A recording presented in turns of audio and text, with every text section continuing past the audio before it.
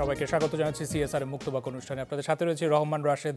আয়োজনের শুরুতে দিনের প্রধান শিরোনামগুলো জানিয়ে দেব।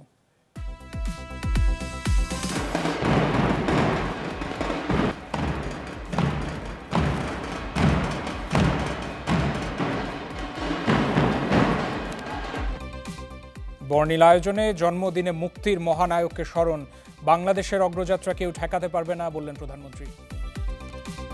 জাতির পিতা বঙ্গবন্ধু শেখ মুজিবুর রহমানের শোষণ বঞ্চনামুক্ত, ক্ষুধা দারিদ্র্য নিরক্ষরতামুক্ত অসাম্প্রদায়িক চেতনার সোনার বাংলাদেশ হিসেবে প্রতিষ্ঠা করব ইনশাআল্লাহ। শিরোনামে শুনছিলেন বঙ্গবন্ধুর জন্ম শতবার্ষিকীতে আজকে আয়োজন ছিল বর্ণিল আয়োজন। আপনারা নিশ্চয়ই দেখেছেন সারাদিনে। এছাড়া স্বাধীনতা সুবর্ণ জয়ন্তী মিলিয়ে মোট 10 দিনের মহাপরিকল্পনা রয়েছে। এই 10 দিনের মহাআয়োজনের প্রথম দিনের আয়োজন সম্পন্ন হয়েছে। আপনারা টেলিভিশনের পর্দায় নিশ্চয়ই চোখ রেখেছেন, যারা দেখতে পেয়েছেন। সেই সাথে সাথে আপনারা তো সর্বশেষ তথ্য আপনাদেরকে জানিয়ে দেওয়ার চেষ্টা করছি। আমাদের আজকের সিএসআর মুক্তবাকের আয়োজন সাজিয়েছি আমরা ঠিক এই বিষয়কে ঘিরেই, বঙ্গবন্ধুর জন্ম শতবার্ষিকী আমাদের আজকের আয়োজন। সারাদিনে কি ঘটে গেছে সেই চিত্র একবার একটু ছোট করে একটা প্রতিবেদনে দেখিয়ে আসবো। তবে তার আগে জানিয়ে রাখি, আমরা আজকে স্টুডিওতে 3 জন সম্মানিত অতিথিকে আমন্ত্রণ জানিয়েছি। পরিচয় করিয়ে দিয়ে আমাদের সাথে স্টুডিওতে উপস্থিত হয়েছেন brigadier general Mohammad Omar Zahid, BGMS NDC PSC, তিনি পরিচালক, সিগন্যালস পরিদপ্তর, সেনা সদর। আমাদের সাথে স্টুডিওতে উপস্থিত রয়েছেন এয়ার কমোডর শাহরুল হুদা, বিএসপি এনডিসি পিএসসি, তিনি পরিচালক, প্রশাসনিক সমন্বয় পরিদপ্তর, বিমান সদর। এবং সেই সাথে আমাদের সাথে স্টুডিওতে উপস্থিত হয়েছেন commodore Sharifuddin Bhuiya, NDC AFWC PSC, তিনি dean OEFCD, Bangladesh University of Professionals. স্বাগত জানাচ্ছি তিনজনকে। অনেক ধন্যবাদ আমাদের স্টুডিওতে এসে আজকের আয়োজনে অংশ নেওয়ার জন্য। দর্শক, আলোচনায় যাব, তবে তার আগে আজকে সারাদিনের যে কর্মপরিকল্পনা ছিল, যে ঘটনা ছিল এবং জন্মশতবার্ষিকী নিয়ে যে মহা আয়োজনের প্রথম দিন সম্পন্ন হলো, তা নিয়ে একটি প্রতিবেদন রয়েছে, সচিত্র প্রতিবেদন, দেখে আসি, তারপর আলোচনায় চলে যাচ্ছে।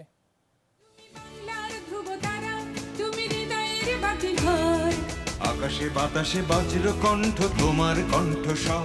বঙ্গবন্ধুর স্বদেশ প্রত্যাবর্তনের স্মৃতি বিজড়িত তেজগাঁও পুরাতন বিমানবন্দর সংলগ্ন জাতীয় প্যারেড গ্রাউন্ড। সেখানে এই বর্ণিল আয়োজন জাতির পিতার জন্ম শতবার্ষিকী ও স্বাধীনতা সুবর্ণ জয়ন্তীর মাহেন্দ্রক্ষণে।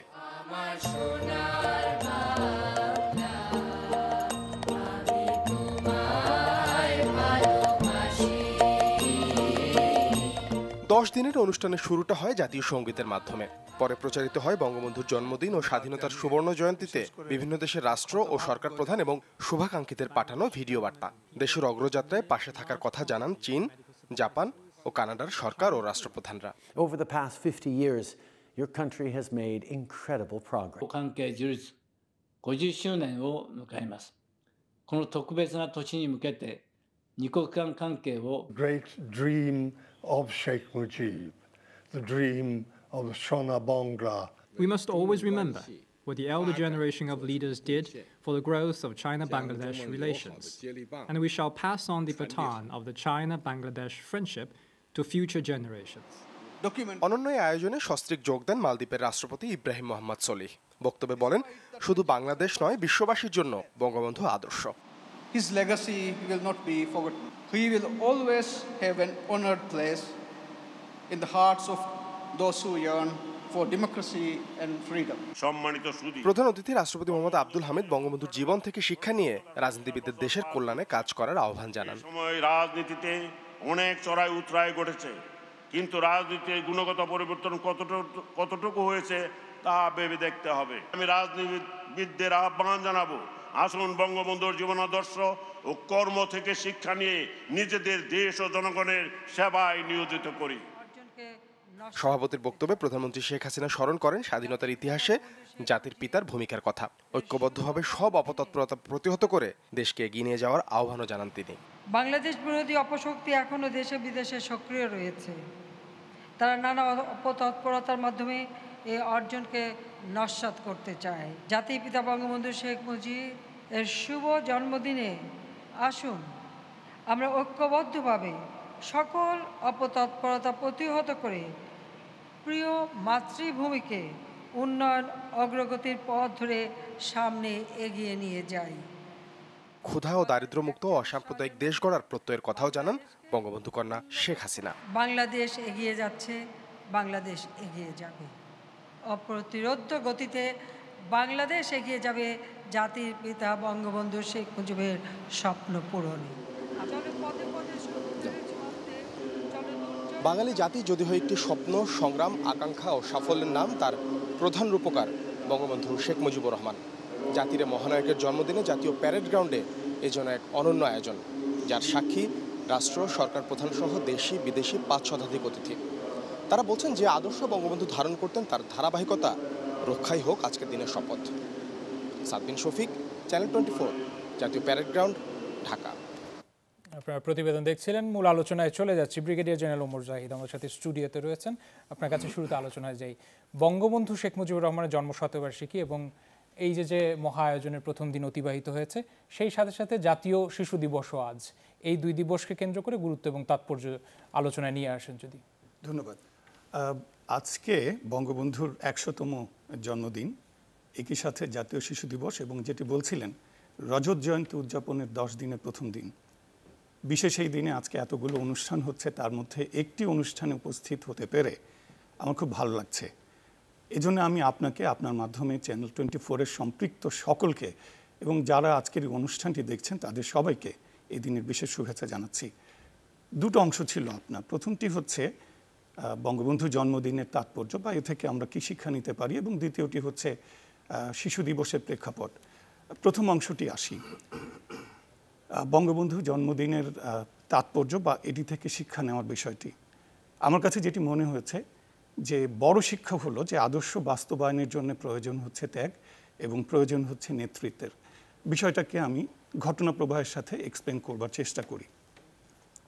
বঙ্গবন্ধু জীবনের তার ইসলামিয়া কলেজে পড়ার অংশটা থেকে শুরু করতে চাই। বঙ্গবন্ধু যখন ইসলামিয়া কলেজে পড়তে গেলেন, সেখানে তিনি অবরিতভাবে রাজনীতি সম্পর্কে জানবার তার সুযোগ হলো এবং সেখানে তিনি জানলেন তিতুমিরের জীবন সংগ্রাম, হাজী শরীয়তুল্লাহর ফারাইজের আন্দোলন সম্পর্কে জানলেন এবং সে সময় তিনি বিশ্ব রাজনীতির বিভিন্ন খবরও রাখতেন। সেই জায়গাটায় তিনি বুঝেছিলেন যে একটি আদর্শ বাস্তবায়নের জন্য প্রয়োজন ত্যাগ স্বীকার এবং দীর্ঘ আন্দোলন আর ত্যাগের মাধ্যমেই স্বাধীনতা অর্জন সম্ভব। ফিরে আসি 11 মার্চ 1948। ভাষার দাবিতে সর্বদলীয় ছাত্র সংগ্রাম পরিষদ ঢাকায় হরতাল করছে। ঠিক সচিবালয়ের সামনে অনড় অবস্থানে আছেন বঙ্গবন্ধু। প্রতিবাদ জানিয়েছেন, এর জন্যে তাকে গ্রেফতার করা হয়েছে, তার হয়েছে 5 দিনের জেল। 48 থেকে 52 পর্যন্ত এই সময়কালে ভাষার জন্য আন্দোলন হয়েছে। 54 সালে যুক্তফ্রন্টের নির্বাচন হয়েছে এবং এর পরবর্তী পরিস্থিতি আমাদের জানা। 58 সনে আইয়ুব খানের সামরিক শাসন বিরোধী আন্দোলনটি চলেছে। 1962 সালে শিক্ষা কমিশন বিরোধী আন্দোলন হয়েছে।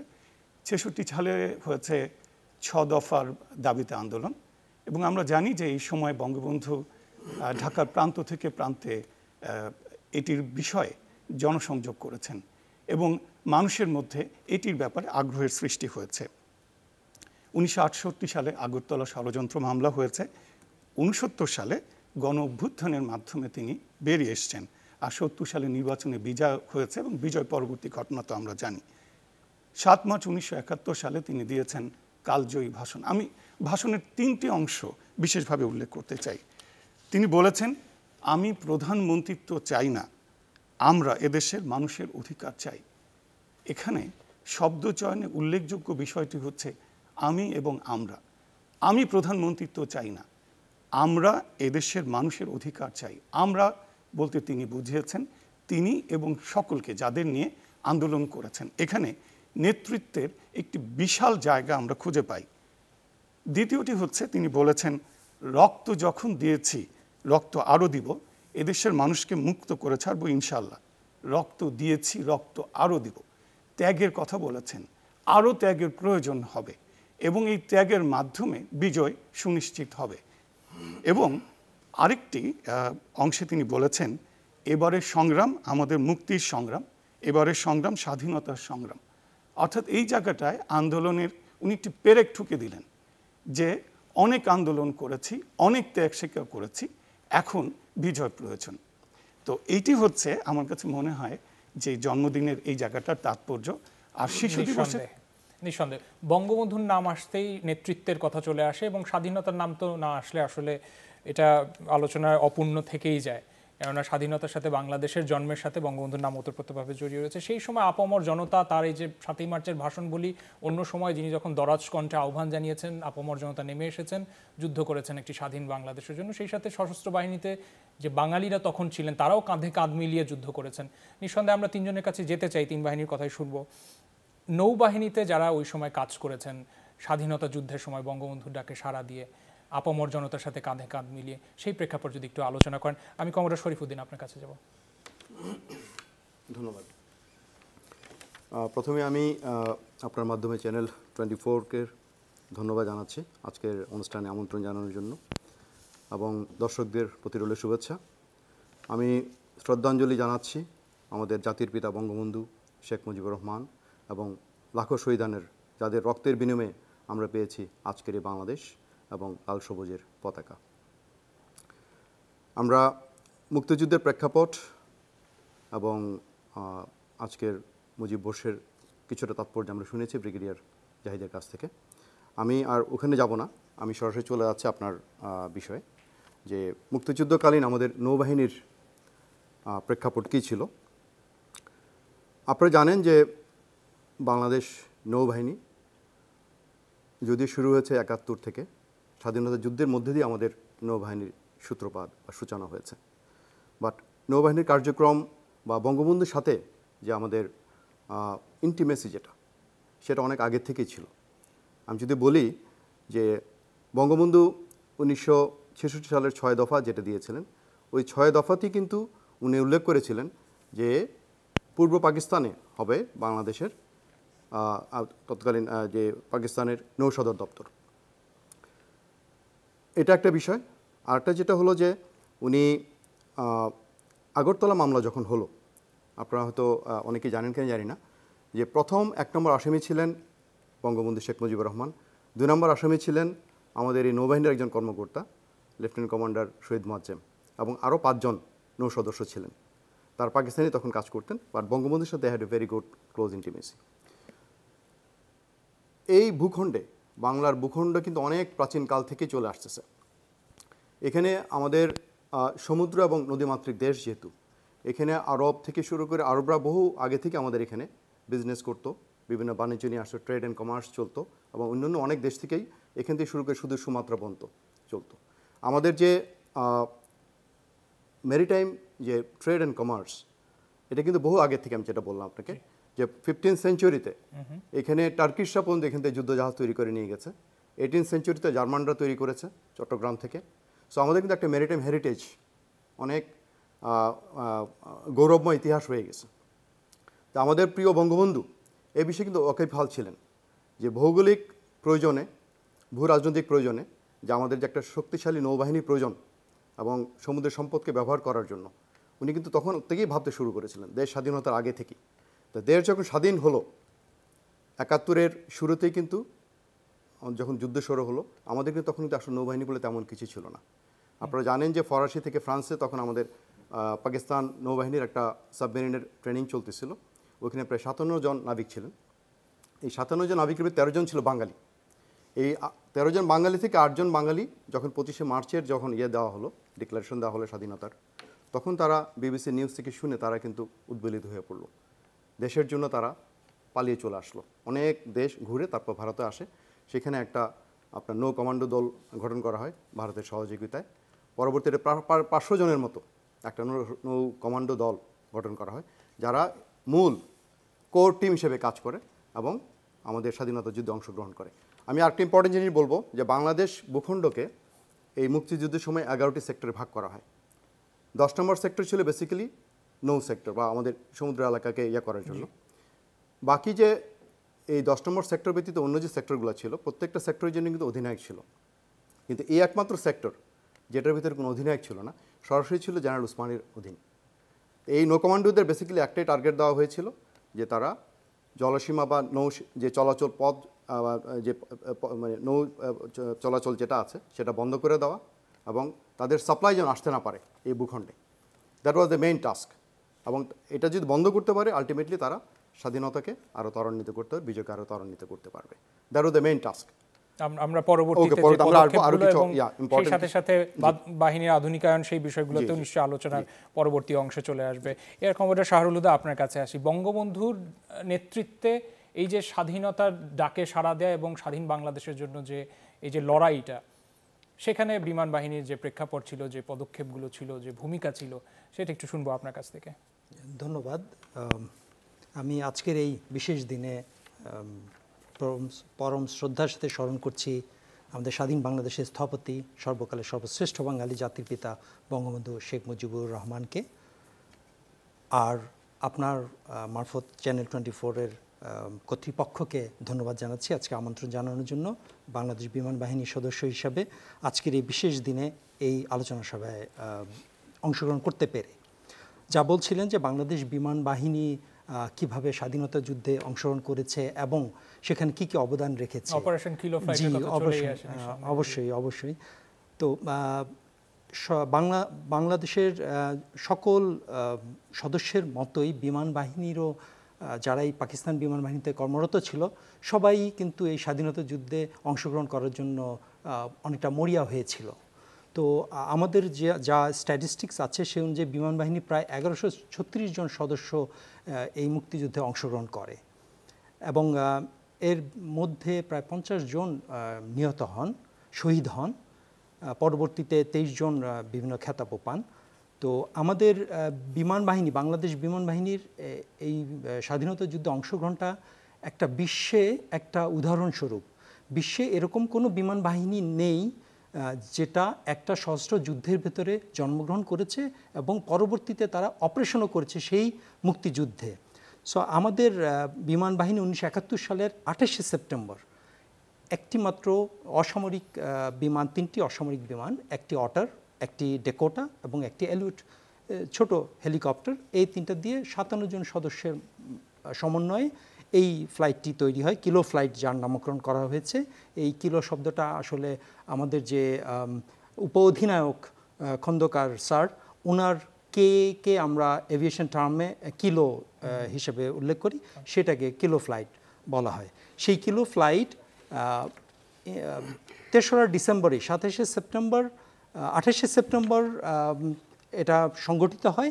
তারপরে অতি অল্প সময়ে প্রশিক্ষণ এবং বিভিন্ন মেরামত কার্যক্রম করে এই 3টা প্লেনকে তারা অপারেশনে নিয়ে আসে 3রা ডিসেম্বর।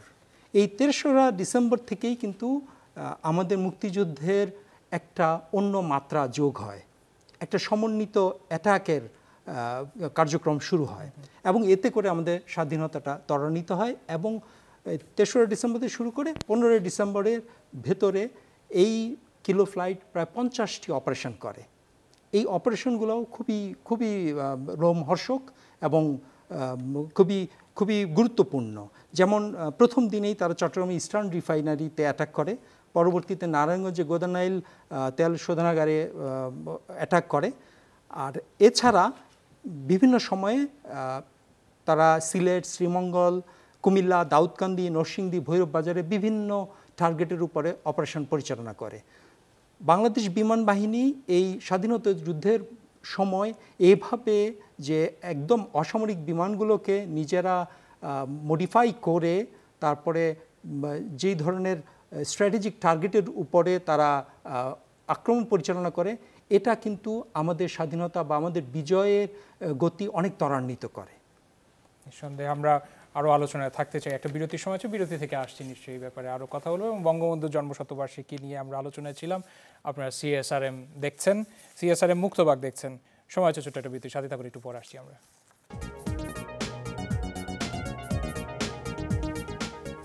স্বাগত জানাচ্ছি, আপনার CSRM মুক্তবাগ দেখছেন। রহমান রাশেদ সাথে রয়েছি। বঙ্গবন্ধু জন্মশতবার্ষিকী নিয়ে আমরা আলাপ করছিলাম বিরতির আগে। এই অংশেও আমরা সেই বিষয় নিয়ে আলাপ করতে চাই। ব্রিগেডিয়ার জেনারেল ওমর জাহিদ আমাদের সাথে রয়েছেন।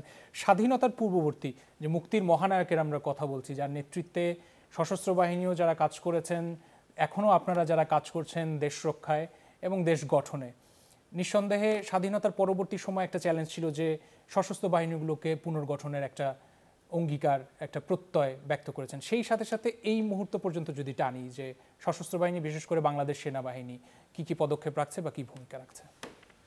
ধন্যবাদ, খুব ভালো একটি প্রশ্ন করেছেন। বঙ্গবন্ধু শেখ মুজিবুর রহমান 1972 সনের 10 জানুয়ারি দেশে ফিরলেন। ঠিক 1 মাস পরেই তিনি কিন্তু কলকাতায় গেলেন।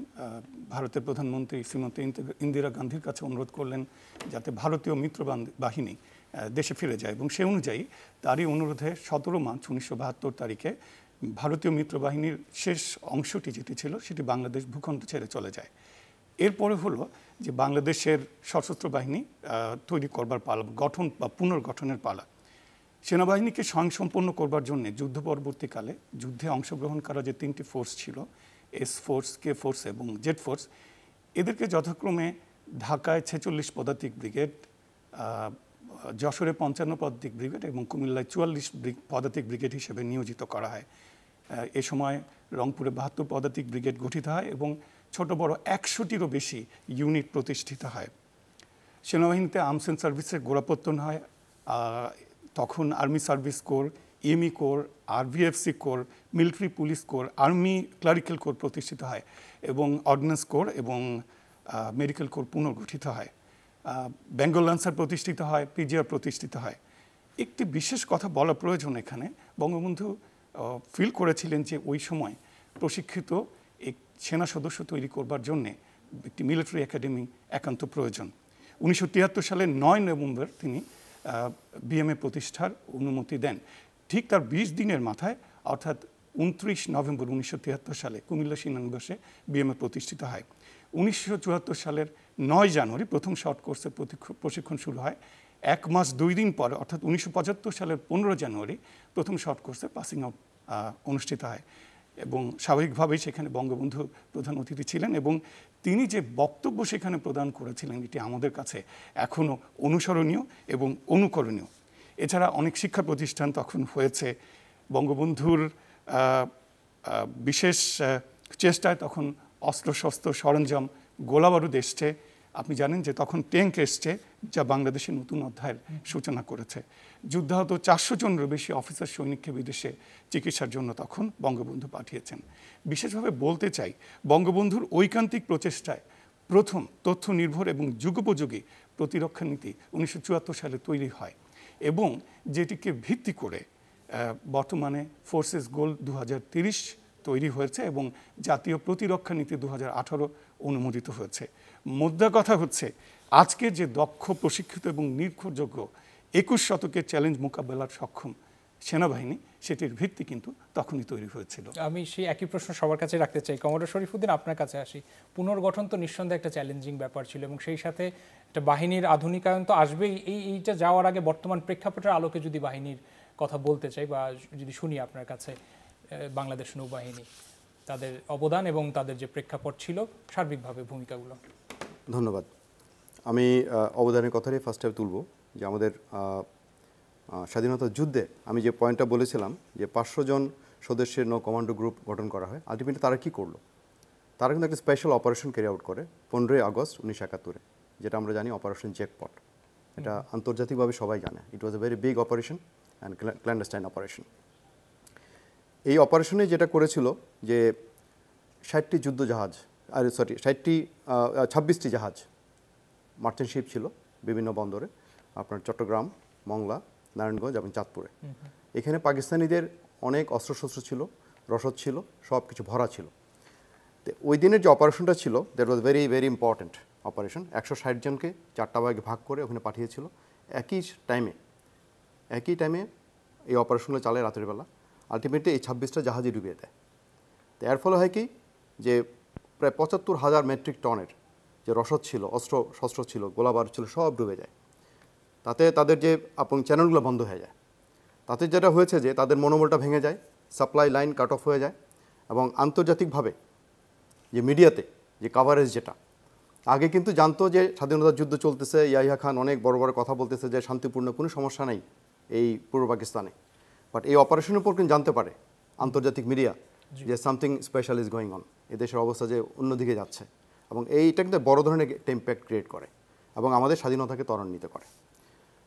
আমি যদি স্বাধীনতা পরবর্তী সময়ে বলি যে বঙ্গবন্ধু যখন আসেন 72-এর জানুয়ারিতে, যখন দেশে ব্যাক করেন, তখন কিন্তু একটা যুদ্ধ বিধ্বস্ত দেশ, শুধু মানুষ ছাড়া আর কিছুই নেই, অবকাঠামো বলতে কিছুই নেই, ক্ষুধা যুক্ত মানুষ, নিপীড়িত মানুষ, এছাড়া আর কিছুই না আমাদের এখানে, ইনফ্রাস্ট্রাকচার বলে কিছু নেই। বাট এই টাইমে উনি কিন্তু ভুলে যান নাই আর্ম ফোর্সেসের বিষয়, যে আর্ম ফোর্সেসকে আধুনিকায়ন করতে হবে, তাদেরকে পুনর্গঠন করতে হবে। এই টাইমে আমরা দেখি যে আমাদের বঙ্গবন্ধু ছিলেন অনেক দূরদৃষ্টি সম্পন্ন রাষ্ট্রনায়ক। কারণ আমি আগেই বলেছি যে 66 সালের 6 দফায় যে নৌ সদর দপ্তরের যে বিষয়টা উনি নিয়ে আসছিলেন, দাবি করেছিলেন। কারণ কি, উনি বুঝতে পেরেছিলেন যে ভূরাজনৈতিক এবং আর্থসামাজিক দৃষ্টিকোণ থেকে সার্বভৌমত্ব রক্ষা এবং সমুদ্র সম্পদের উপযুক্ত ব্যবহারের জন্য একটি আধুনিক নৌবাহিনীর প্রয়োজনীয়তা রয়েছে। সো উনি প্রথমেই যেটা করলেন, 1971-এ 2টা জাহাজ পদ্মা পলাশ গানবোট নিয়ে আসছেন আমাদের ইন্ডিয়া থেকে। 74-এ যেটা করলেন, যুগোস্লাভিয়া থেকে এবং ভারত থেকে 5টি গানবোট নিয়ে আসলেন। এবং you will be very surprise to know, তখন জাস্ট আমাদের দেশের স্বাধীনতার পর দেশের কী অবস্থা, ইউ নো দ্যাট নারায়ণগঞ্জ ডকইয়ার্ডে 5টি নতুন যুদ্ধ জাহাজ তৈরির উনি কার্যক্রম শুরু করেন এবং we have completed that. So এগুলো দিয়ে কিন্তু আমাদের শুরু যাত্রা নৌবাহিনীর। 1974-এ 10ই ডিসেম্বর উনি আমাদের নৌবাহিনীর 3টি বড় ঘাঁটি, একটা হচ্ছে বানো জাহাজি মসজিদ ঢাকায়, ঈসা খান যেটা আপনারা জানেন চট্টগ্রামে, এবং বিএনএস তিতুমির খুলনাতে, এই 3টি বড় ঘাঁটিকে উনি কমিশন করেন। সেদিনে ভাষণে উনি একটা কথা বলেছিলেন যে আমাদের জলসীমা সম্পদ আমাদেরকে রক্ষা করতে হবে, ভূ রাজনৈতিক প্রয়োজনে আমাদের আধুনিক ও শক্তিশালী নৌবাহিনী গড়ে তুলতে হবে। উনি কিন্তু এমফাসাইজ করে গেছে।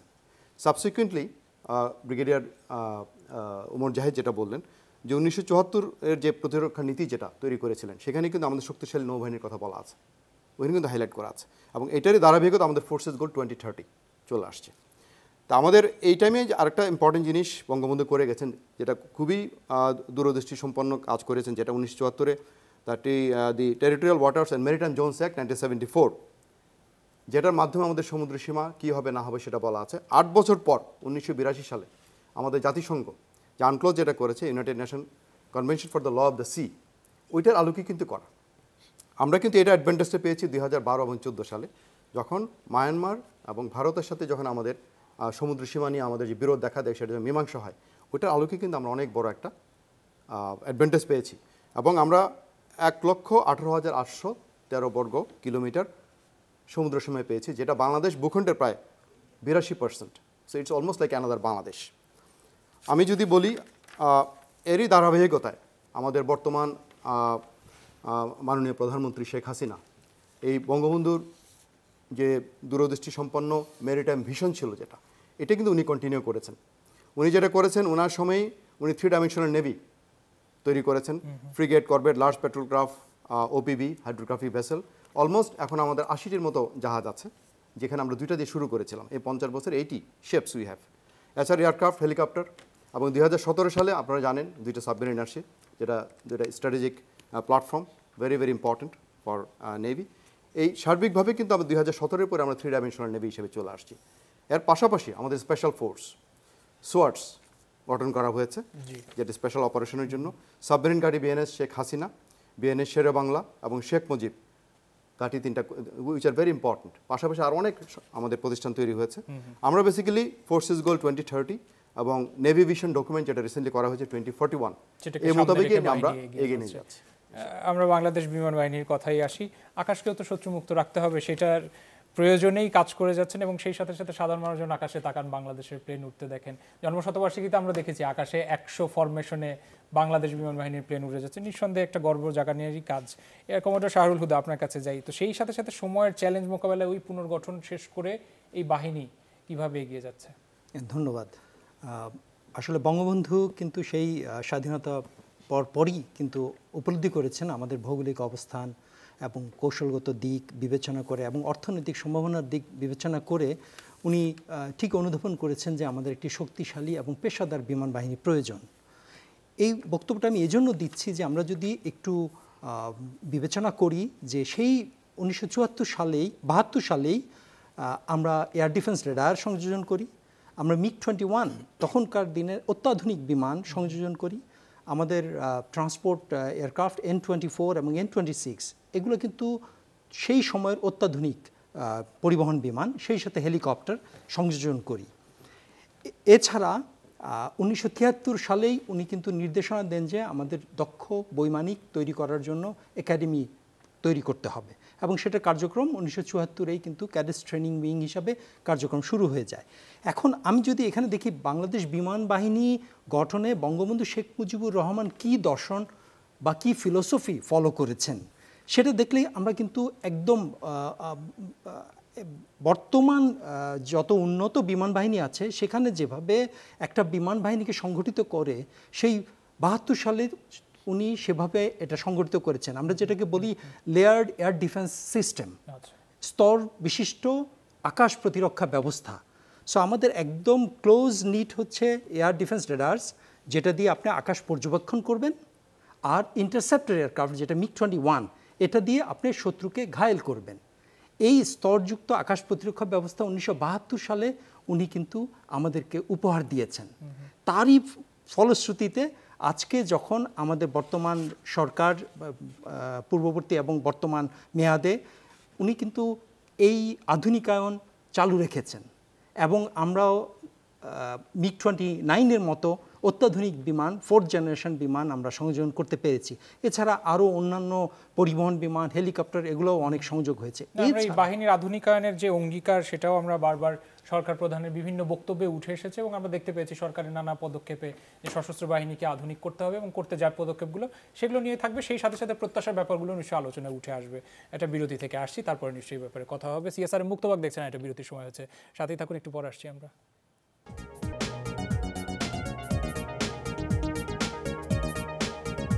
CSR মুক্তবাক দেখছেন, আমরা আয়োজনে একদম শেষ প্রান্তে চলে এসেছি। বঙ্গবন্ধুর জন্মশতবার্ষিকী নিয়ে কথা হচ্ছিল। এয়ার কমান্ডার শাহরুল হুদা, আপনার কাছে আসবো, যে বক্তব্য দিচ্ছিলেন বক্তব্য শেষ করবেন প্লিজ। জি ধন্যবাদ। যা বলছিলাম যে আসলে বিমান বাহিনী একটি টেকনোলজি ড্রিভেন সার্ভিস। সো আমাদের আধুনিকায়নটা একটা চলমান প্রক্রিয়া এবং আমাদের মাননীয় প্রধানমন্ত্রী এটা অবগত, এবং উনিও এই টার্মে এবং তার আগের টার্মেও অনেকগুলো আধুনিকায়নের পদক্ষেপ নিয়েছেন। যেটা বলছিলাম, MiG-29 সংযোজন করেছেন, এছাড়াও আরও এয়ার ডিফেন্স রেডার, বিভিন্ন ঘাঁটি, এবং এখানে উল্লেখযোগ্য হচ্ছে তিনি আমাদের স্বয়ংসম্পূর্ণ করার জন্যে বঙ্গবন্ধু অ্যারোনটিক্যাল সেন্টার স্থাপন করেছেন, যেখানে আমরা আমাদের সকল অত্যাধুনিক যুদ্ধ বিমানগুলোকে আমরা ওভারহলিং করি, যেটা আগে আমাদের বাইরে পাঠাতে হতো, এখন আমরা কিন্তু নিজের এখানেই করছি। এছাড়া 2019 সালে বর্তমান সরকার Bangabandhu Sheikh Mujibur Rahman Aviation and Aerospace University প্রতিষ্ঠা করেছেন, যেটা আমাদেরকে এভিয়েশন খাতে দক্ষ মানব সম্পদ তৈরিতে অবদান রাখবে। এবং উনি যে ভিশন দিয়েছেন আমাদেরকে, যে আমরা এখন আকাশ থেকে মহাকাশের দিকে এগিয়ে যাব, যেটা আসছে যে আমাদের পরবর্তী পদক্ষেপ কোন দিকে হবে। আমরা বলেছি 1972 সালে বিমান বাহিনীকে একটা multi layer air defence Bangabandhu উপহার দিয়েছিলেন। এখন আমাদের অপারেশন যাবে মাল্টি ডোমেন অপারেশনের দিকে, আমরা এয়ার থেকে স্পেসের দিকে আমরা অভিমুখী হব। বাংলাদেশ বিমান বাহিনী অদূর ভবিষ্যতে ইনশাআল্লাহ এই মহাকাশ বিজয়েও সহায়তা করবে।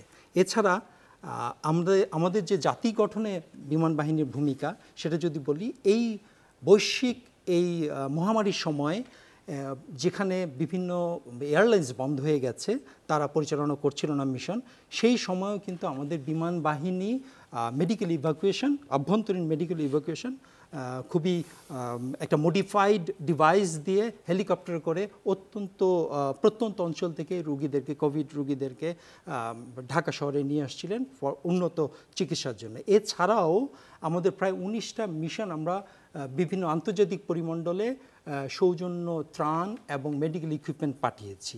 আমরা চীনে পাঠিয়েছি, আমরা মালদ্বীপে পাঠিয়েছি, শ্রীলঙ্কায় পাঠিয়েছি, লেবাননে পাঠিয়েছি।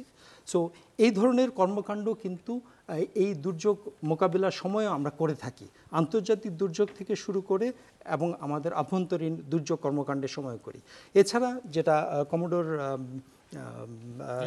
শরীফ স্যার বলেছেন, যে আমাদের যে EEZ আছে, সেই EEZ-এর উপরে আকাশ সীমাটা পর্যবেক্ষণ করার জন্য এবং স্মাগলিং বা সি লেন্স অফ কমিউনিকেশনগুলোকে ঠিক রাখার জন্যে মাননীয় প্রধানমন্ত্রী কক্সবাজারে বিমান ঘাঁটি স্থাপন করেছেন, যেটা মারফত আমরা কিন্তু এখন EEZ-কেও পর্যবেক্ষণ করতে পারি এবং যখন প্রয়োজন তখনই আমরা সেখানে বিমান তৎপরতা চালাতে পারি। এছাড়া আরও একটা খুবই গুরুত্বপূর্ণ জিনিস যেটা হচ্ছে, এই EEZ-এর সাথে আকাশ সীমাকে আকাশ সীমাটাকেও এখানে শত্রুমুক্ত করা হচ্ছে। সেই জন্য এডিজ এয়ার ডিফেন্স আইডেন্টিফিকেশন জোন স্থাপন করা হয়েছে।